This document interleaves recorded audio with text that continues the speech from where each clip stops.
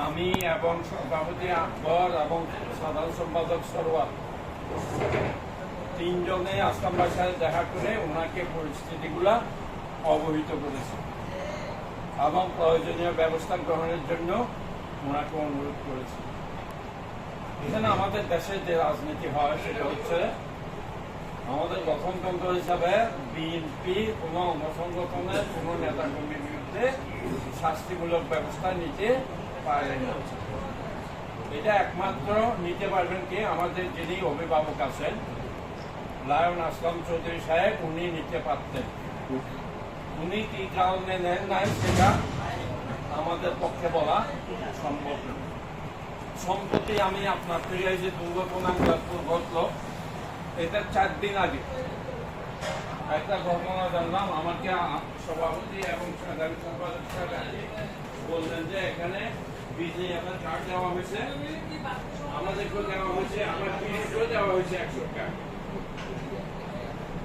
আমাদের জিনিসটা কি হলো, অত আমিও দুবার করতে ও দিব এখন কাজ নিতে যাই পরিষদের তথাকথি থেকে এটা নিয়ে মুক্তাখালী থেকে পঞ্চপাড়ায় হাসপাতাল থেকে মানুষ মুক্তাখালী প্রতিবাদ করতে যায়। সেখানে আমাদের প্রশ্নটা হলো যে যেখানে নির্বাচন পরিচালনা কমিটির নাই সেখানে আমরা বিজিএফ কার্ডগুলা হিরোকে দিয়ে বিলি করতেছি কেন? এখন আহ্বায়ক বর্তমান কমিটি যদি আমার আস্থা না থাকে আমি কি করবো? আমি কমিটিটা ভেঙে দেবো যে আপনি দায়িত্ব পালনে অক্ষম। দেন আমি আহ্বায়ক কমিটি করবো, আহ্বায়ক কমিটির কাজগুলা করবো। এখন কি হয়েছে, হিরোও দিচ্ছে, এখন আকবর সরওয়ার এরাও দিচ্ছে। তো এই যে নিজেদের মধ্যে যে প্রতিযোগিতা সৃষ্টি করা, এটা একমাত্র আসলাম ভাই ছাড়া কেউ এই সমাধান দিতে পারবে না, আমার পক্ষে তো সম্ভবই না।